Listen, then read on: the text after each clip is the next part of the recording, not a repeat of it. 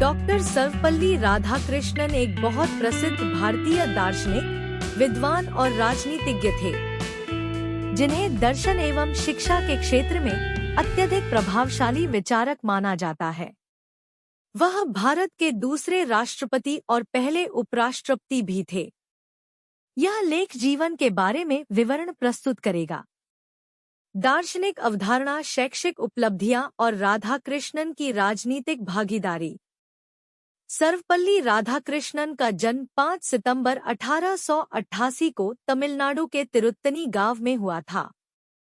भारत एक गरीब ब्राह्मण परिवार में उनके पिता का नाम सर्वपल्ली वीरस्वामी और माता का नाम सीतम्मा था। राधाकृष्णन का बचपन का जीवन कठिनाइयों से भरा था, लेकिन उनके माता पिता शिक्षा को बहुत महत्व देते हैं। उन्होंने वुरीज कॉलेज और मद्रास क्रिश्चियन यूनिवर्सिटी से पढ़ाई की और दर्शन शास्त्र में स्नातक किया। राधाकृष्णन ने अपने शैक्षणिक करियर की शुरुआत मद्रास क्रिश्चियन कॉलेज से की। इसके बाद वे बनारस हिंदू विश्वविद्यालय में प्रोफेसर बन गए और कलकत्ता विश्वविद्यालय में 1936 में उन्हें ऑक्सफोर्ड विश्वविद्यालय में ओरिएंटल धर्म और नैतिकता का प्रोफेसर नियुक्त किया गया। उन्होंने पश्चिमी लोगों को भारतीय दर्शन से परिचित कराया और इस क्षेत्र में अपना महत्व स्थापित किया। राधाकृष्णन ने वेदांत अवधारणाओं का अध्ययन किया और उन्हें आधुनिक संदर्भ में प्रस्तुत किया। उनका मानना था कि दर्शन और धर्म मानवता की सेवा और आध्यात्मिक विकास में महत्वपूर्ण भूमिका निभाते हैं। उनके प्रमुख कार्यों में भारतीय दर्शन, समकालीन दर्शन में धर्म का शासन और प्रधान उपनिषद शामिल हैं, जो वेदांत पर उनके विचार व्यक्त करने में महत्वपूर्ण कार्य हैं।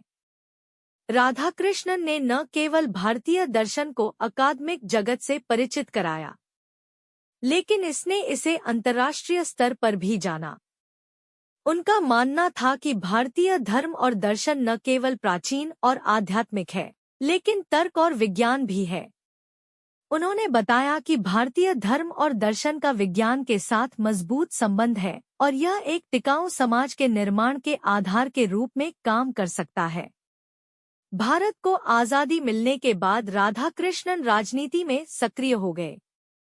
1949 से 1952 तक वे यूनेस्को में भारत के प्रतिनिधि रहे और 1952 में उन्हें भारत का पहला उपराष्ट्रपति नियुक्त किया गया। वह 1962 तक इस पद पर रहे, जिसके बाद वह भारत के दूसरे राष्ट्रपति बने। राष्ट्रपति के रूप में उन्होंने शिक्षा और संस्कृति में सुधार का पुरजोर समर्थन किया। राधाकृष्णन को उनकी सेवाओं के लिए कई पुरस्कार और सम्मान मिले। 1954 में उन्हें भारत के सर्वोच्च नागरिक पुरस्कार भारत रत्न से सम्मानित किया गया। उन्हें अंतर्राष्ट्रीय स्तर पर प्रशंसा भी मिली है, जिसमें इंग्लैंड से नाइट का पद और जर्मनी से ऑर्डर ऑफ मेरिट प्राप्त करना शामिल है। इन सम्मानों ने सिर्फ उनके काम को मान्यता नहीं दी, लेकिन यह उनके जीवन और कार्य की व्यापकता और प्रभाव की भी पुष्टि करता है। 17 अप्रैल 1975 को डॉक्टर राधाकृष्णन का निधन हो गया, लेकिन उनके काम और विचारों का भारतीय शिक्षा, दर्शन और राजनीति पर स्थायी प्रभाव बना रहा। वह दुनिया भर के युवाओं के लिए प्रेरणा है और उनके विचार आज भी आधुनिक समय में महत्वपूर्ण हैं। राधाकृष्णन का दर्शन केवल भारतीय दर्शन के बारे में नहीं है, लेकिन इसका संबंध पश्चिमी दर्शन से भी है। उनका मानना था कि सत्य को समझने के लिए ज्ञान और अनुभव सबसे महत्वपूर्ण चीजें हैं। उन्होंने भारतीय दर्शन और पश्चिमी दर्शन के बीच एक पुल बनाया। उनके विचारों को दुनिया भर के अकादमिक हलकों में स्वीकार्य बनाए। राधाकृष्णन न केवल अकादमिक ज्ञान पर ध्यान केंद्रित करते हुए शिक्षा के महत्व पर जोर देते हैं, लेकिन इसमें आध्यात्मिक और नैतिक विकास भी शामिल है। उनका मानना है कि शिक्षा सामाजिक परिवर्तन का एक महत्वपूर्ण साधन है और शिक्षा प्रणाली में शिक्षण मूल्यों और नैतिकता के महत्व पर प्रकाश डाला गया। राधाकृष्णन का मानना है कि शिक्षा का सर्वांगीण विकास होना चाहिए। न केवल बौद्धिक रूप से लेकिन इसमें आध्यात्मिक और नैतिक विकास भी शामिल है।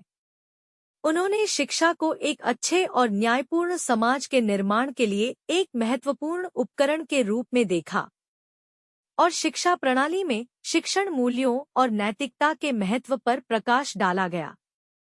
एक दार्शनिक के रूप में राधाकृष्णन ने धर्म और दर्शन के बीच संबंध की अवधारणा बनाई।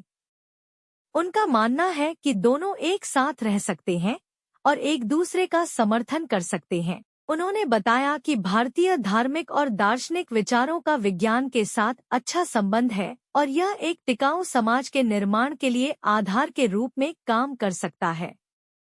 राधाकृष्णन सांस्कृतिक और धार्मिक विविधता के भी समर्थक थे। उन्होंने देखा कि भारत विविध संस्कृतियों और धर्मों का देश है और इन मतभेदों को स्वीकार करने और उनका सम्मान करने के महत्व पर जोर देता है। उनका मानना है कि शांतिपूर्ण समाज बनाने के लिए विविधता को अपनाना आवश्यक है। राधाकृष्णन ने पश्चिमी लोगों के भारतीय संस्कृति और धर्म को देखने के तरीके को बदलने में महत्वपूर्ण भूमिका निभाई। उन्होंने दिखाया है कि भारतीय धर्म और दर्शन का केवल आध्यात्मिक महत्व नहीं है, लेकिन तर्क और विज्ञान भी है। उनका मानना था कि समाज में समझ और शांति पैदा करने के लिए धर्म और दर्शन को मिलकर काम करना चाहिए। राजनीतिक कार्यालय में अपने समय के दौरान राधाकृष्णन ने भारत में शिक्षा और संस्कृति को बढ़ावा देने के लिए बहुत प्रयास किए। वह शिक्षा को सामाजिक परिवर्तन के लिए एक महत्वपूर्ण उपकरण के रूप में देखते हैं और शिक्षा प्रणाली में मूल्यों और नैतिकता को पढ़ाने के महत्व पर जोर देते हैं। राधाकृष्णन का मानना है कि शिक्षा का सर्वांगीण विकास होना चाहिए, न केवल बौद्धिक रूप से लेकिन इसमें आध्यात्मिक और नैतिक विकास भी शामिल है।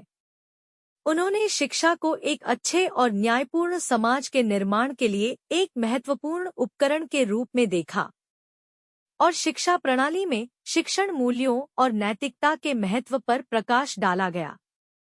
एक दार्शनिक के रूप में राधाकृष्णन ने धर्म और दर्शन के बीच संबंध की अवधारणा बनाई। उनका मानना है कि दोनों एक साथ रह सकते हैं और एक दूसरे का समर्थन कर सकते हैं। उन्होंने बताया कि विज्ञान की अवधारणा, धर्म और भारतीय दर्शन का विज्ञान के साथ गहरा रिश्ता है और यह एक टिकाऊ समाज के निर्माण के आधार के रूप में काम कर सकता है। राधाकृष्णन सांस्कृतिक और धार्मिक विविधता के भी समर्थक थे। उन्होंने देखा कि भारत विविध संस्कृतियों और धर्मों का देश है और इन मतभेदों को स्वीकार करने और उनका सम्मान करने के महत्व पर जोर देता है। उनका मानना है कि शांतिपूर्ण समाज बनाने के लिए विविधता को अपनाना आवश्यक है। राधाकृष्णन ने पश्चिमी लोगों के भारतीय संस्कृति और धर्म को देखने के तरीके को बदलने में महत्वपूर्ण भूमिका निभाई। उन्होंने दिखाया है कि भारतीय धर्म और दर्शन का केवल आध्यात्मिक महत्व नहीं है, लेकिन तर्क और विज्ञान भी है। उनका मानना था कि समाज में समझ और शांति पैदा करने के लिए धर्म और दर्शन को मिलकर काम करना चाहिए। राजनीतिक कार्यालय में अपने समय के दौरान राधाकृष्णन ने भारत में शिक्षा और संस्कृति को बढ़ावा देने के लिए बहुत प्रयास किए। वह शिक्षा को सामाजिक परिवर्तन के लिए एक महत्वपूर्ण उपकरण के रूप में देखते हैं और शिक्षा प्रणाली में मूल्यों और नैतिकता को पढ़ाने के महत्व पर जोर देते हैं। राधाकृष्णन को उनकी सेवाओं के लिए कई पुरस्कार और सम्मान मिले। 1954 में उन्हें भारत के सर्वोच्च नागरिक पुरस्कार भारत रत्न से सम्मानित किया गया। उन्हें अंतर्राष्ट्रीय स्तर पर प्रशंसा भी मिली है, जिसमें इंग्लैंड से नाइट का पद और जर्मनी से ऑर्डर ऑफ मेरिट प्राप्त करना शामिल है। इन सम्मानों ने सिर्फ उनके काम को मान्यता नहीं दी, लेकिन यह उनके जीवन और कार्य की व्यापकता और प्रभाव की भी पुष्टि करता है। 17 अप्रैल 1975 को राधाकृष्णन की मृत्यु हो गई, लेकिन उनके कार्यों और विचारों का भारतीय शिक्षा, दर्शन और राजनीति पर स्थायी प्रभाव पड़ा है। वह दुनिया भर के युवाओं के लिए प्रेरणा है और उनके विचार आज भी आधुनिक समय में महत्वपूर्ण हैं। राधाकृष्णन का दर्शन केवल भारतीय दर्शन के बारे में नहीं है, लेकिन इसका संबंध पश्चिमी दर्शन से भी है। उनका मानना था कि सत्य को समझने के लिए ज्ञान और अनुभव सबसे महत्वपूर्ण चीजें हैं। उन्होंने भारतीय दर्शन और पश्चिमी दर्शन के बीच एक पुल बनाया। उनके विचारों को दुनिया भर के अकादमिक हलकों में स्वीकार्य बनाए। राधाकृष्णन न केवल अकादमिक ज्ञान पर ध्यान केंद्रित करते हुए शिक्षा के महत्व पर जोर देते हैं, लेकिन इसमें आध्यात्मिक और नैतिक विकास भी शामिल है। उनका मानना है कि शिक्षा सामाजिक परिवर्तन का एक महत्वपूर्ण साधन है और शिक्षा प्रणाली में शिक्षण मूल्यों और नैतिकता के महत्व पर प्रकाश डाला गया। राधाकृष्णन का मानना है कि शिक्षा का सर्वांगीण विकास होना चाहिए, न केवल बौद्धिक रूप से, लेकिन इसमें आध्यात्मिक और नैतिक विकास भी शामिल है। उन्होंने शिक्षा को एक अच्छे और न्यायपूर्ण समाज के निर्माण के लिए एक महत्वपूर्ण उपकरण के रूप में देखा और शिक्षा प्रणाली में शिक्षण मूल्यों और नैतिकता के महत्व पर प्रकाश डाला गया। एक दार्शनिक के रूप में राधाकृष्णन ने धर्म और दर्शन के बीच संबंध की अवधारणा बनाई। उनका मानना है कि दोनों एक साथ रह सकते हैं और एक दूसरे का समर्थन कर सकते हैं। उन्होंने बताया कि भारतीय धार्मिक और दार्शनिक विचारों का विज्ञान के साथ अच्छा संबंध है और यह एक टिकाऊ समाज के निर्माण के लिए आधार के रूप में काम कर सकता है।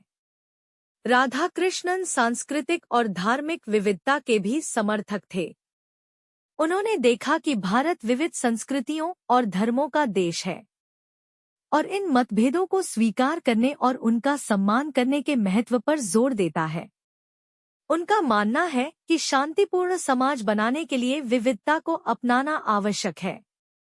राधाकृष्णन ने पश्चिमी लोगों के भारतीय संस्कृति और धर्म को देखने के तरीके को बदलने में महत्वपूर्ण भूमिका निभाई। उन्होंने दिखाया है कि भारतीय धर्म और दर्शन का केवल आध्यात्मिक महत्व नहीं है, लेकिन तर्क और विज्ञान भी है।